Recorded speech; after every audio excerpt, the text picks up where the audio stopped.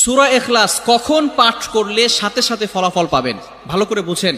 সূরা ইখলাস হচ্ছে পবিত্র কোরআনুল কারীমের ভিতরে ছোট সূরাদের ভিতরে অন্যতম একটি সূরা। তবে ফজিলতের দিক থেকে সূরা ইখলাস হচ্ছে গুরুত্বপূর্ণ ফজিলত, এবং এই সূরাটা এমন একটা সময় আল্লাহ পাক রব্বুল আলামিন নাজিল করে দিয়েছেন যখন আল্লাহ রাসূল সাল্লাল্লাহু আলাইহি ওয়াসাল্লাম দ্বীনের প্রচার করতে লাগলেন।